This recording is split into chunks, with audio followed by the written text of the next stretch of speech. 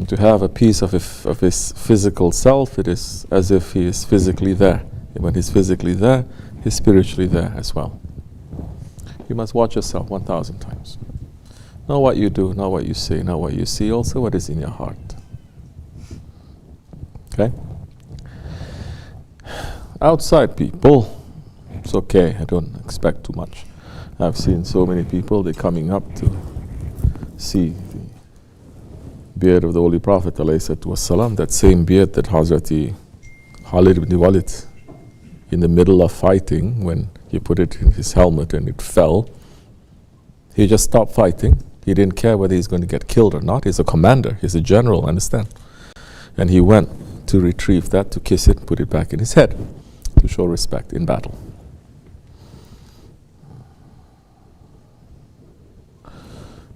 And they were doing so many things, and everything that they were doing in this life, it is showing respect to Allah and His Prophet. Yes, even with battle.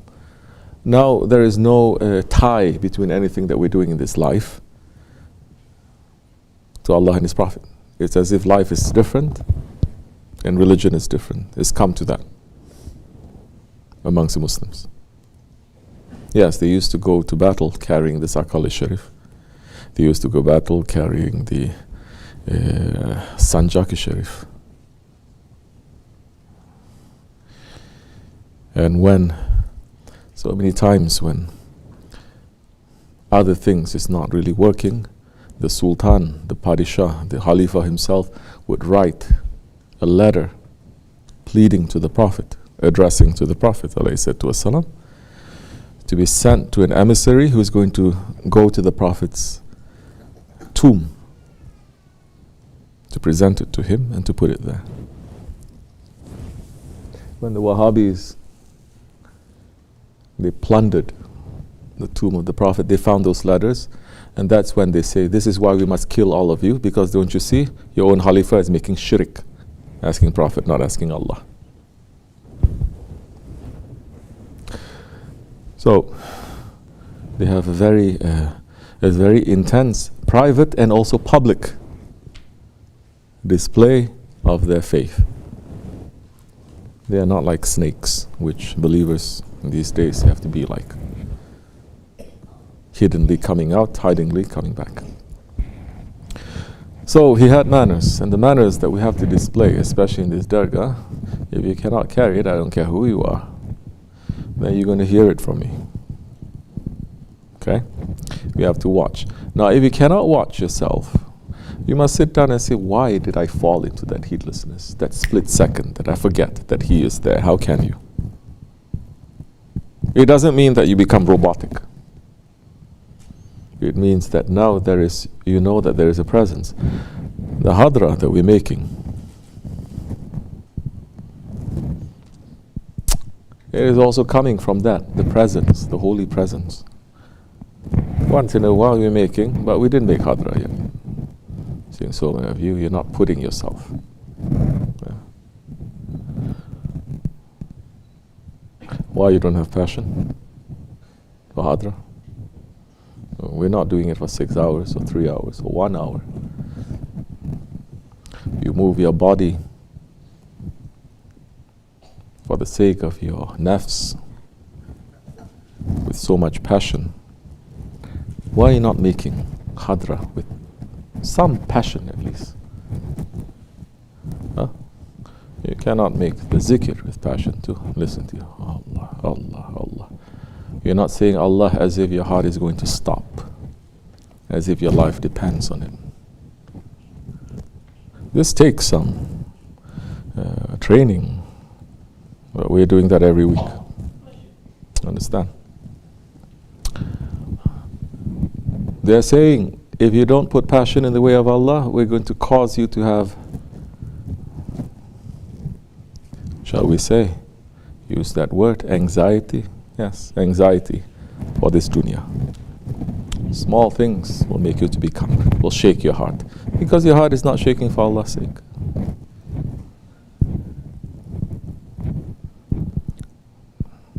That is especially a sickness of first world countries. Not third world countries. Their hearts are shaking. They don't know whether they're going to live or die. They don't know whether they're going to eat or to drink. They don't know whether they're safe or not. They don't know whether they're going to be able to pay their bills or not. Yet they have the faith. Their hearts are shaking. And with that, they're always turning to Allah. They're saying everything failed. The system, the economy, the government, this, everything. Ya Rabbi, except for you. Their faith is very strong because of that. Our faith is very weak because we have everything. What are we going to pray to Allah for?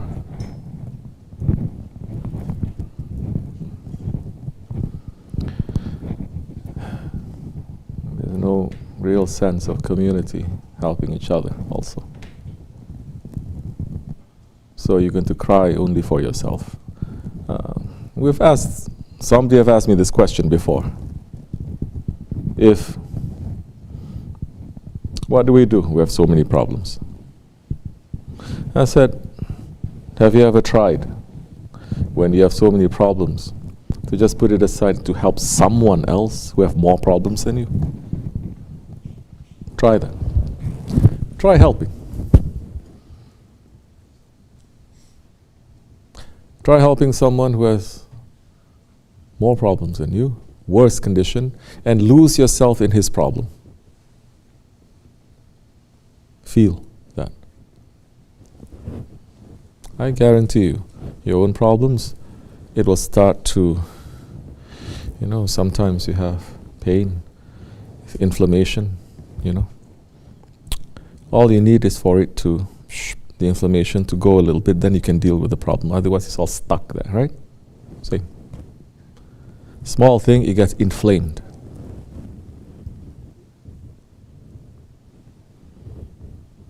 So in a situation where there's a lot of problems everywhere and you're trying to help, this, your own problems in comparison will become different, more manageable. Mercy is reaching. If not, like what Shah Effendi is saying, you're going to fight with your own clothes. So, in this night of Rajab, the night of desires, the night of wishes, the night of forgiveness, the night where we have to take out our darkness. Who is that clicking their fingers like that? Huh? Close the door. Who else? Bre, go, bre. Hesitation. In this night, you take away that darkness that you have. Ask Allah for forgiveness. Like what we were saying before, in the dua Hazrati Abbas, the Wali Abbas, that is recommended for the murids of our order to recite daily at least 3 times a week.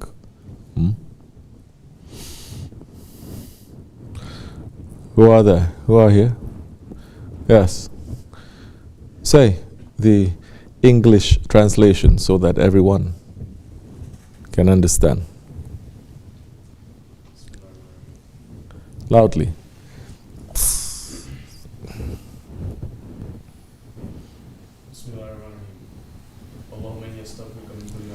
Ya Rabbi, I'm asking forgiveness for everything that I made tawbah for, and then I returned back to it.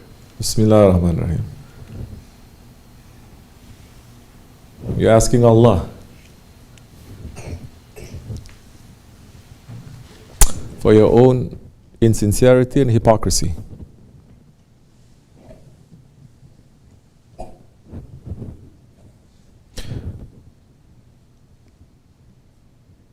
Don't just recite these words.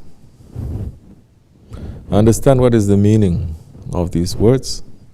Fit it to your own experience and ask, what is it that you have asked Allah to forgive you and you return? Oh, so many. What? This.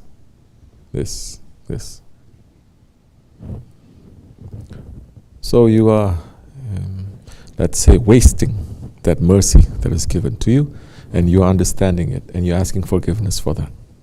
Continue. And I ask forgiveness of you for everything that I did that displeased you, and everything about me that you're displeased with. Continue. And I ask forgiveness of you for the favors which I used for increasing my disobedience towards you. And I ask forgiveness of you for the sins which no one knows except for you, and no one sees except for you, and nothing encompasses except your mercy, and nothing delivers from except your forgiveness and your clemency. There is no ilah except for you. You are the Most High, and I am one of the zalimin. I am one of the oppressors. You understanding that?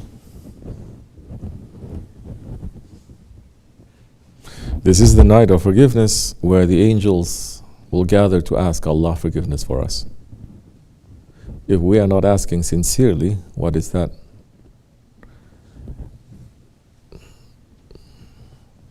We're not going to benefit, and we will return to those wrong things that we are doing. And we're going to be responsible for it. We are not children anymore. We are not. We're adults. The children, whatever they do, you cannot punish them. The adults, whatever you do, you cannot get away with it. So this is concerning Allah. You knowing that. Whatever concerns Allah concerns the Prophet ﷺ.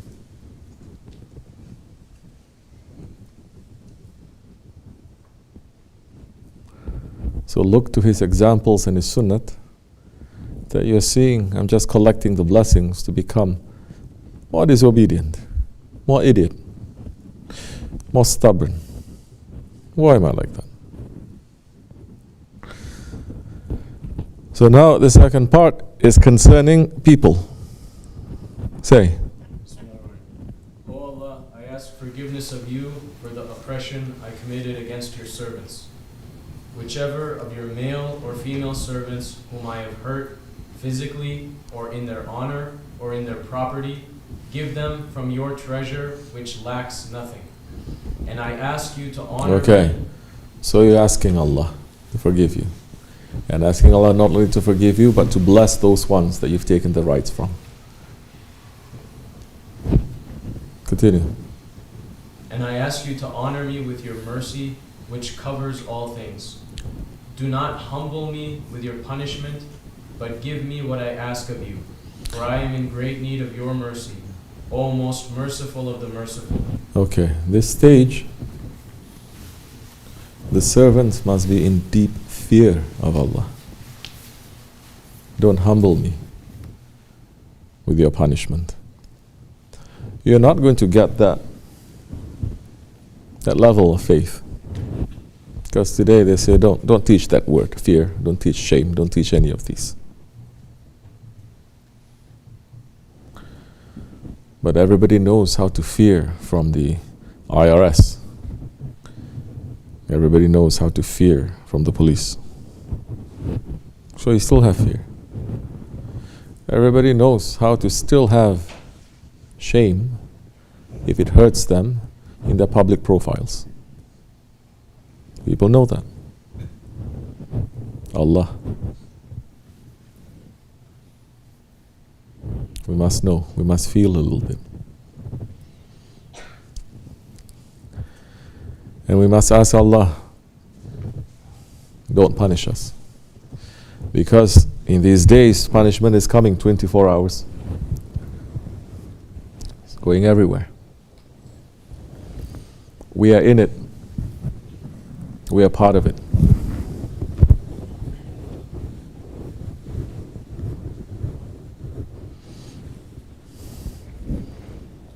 Every time it strikes you, especially those ones who have problems of that, it strikes something is, you keep imagining things, or you think this is going to happen, or this is going to happen to you, your loved ones, your children, whatever.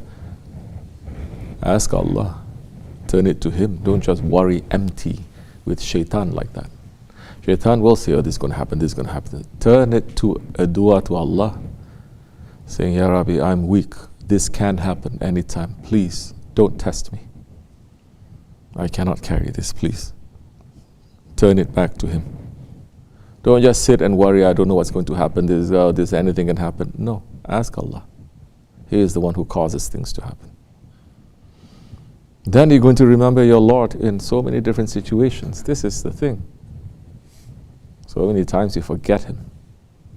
Then that time you're making zikr, you're going to forget Him too. In hadra, you're going to forget Him. You imagine, in hadra, in the presence, you're going to forget. Okay. So, this is the night to remember. It is a night to ask. It is a night for us to review ourselves. Because we are having Miraj and we have Barat. And the Miraj, it is a grant to the Holy Prophet ﷺ.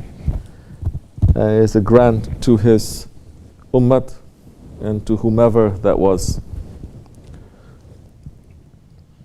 there with him.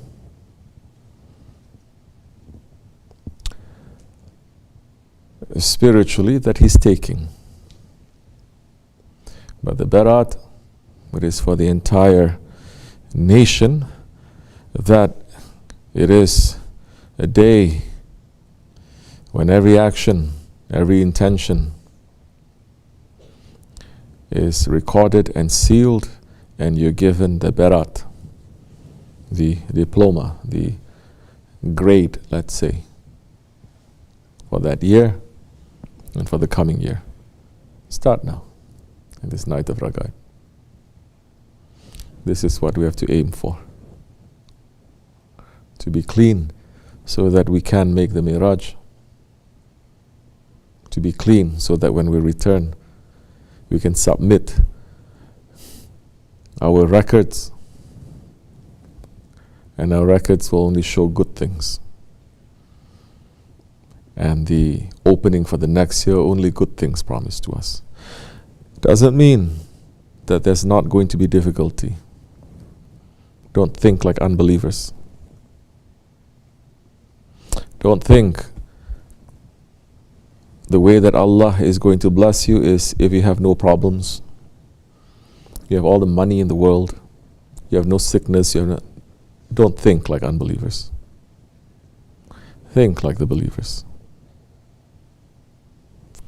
That Allah subhanahu wa ta'ala may cause difficulties to happen to them for us to understand Himself and understand ourselves and understand this world, for our hearts to get bigger. Every prophet had so much difficulties that none of the Ummat can carry, but they are the prophets. Awliya Allah, they go through difficulties that normal people, they cannot. We are in that way. We cannot look at difficulties in the same way.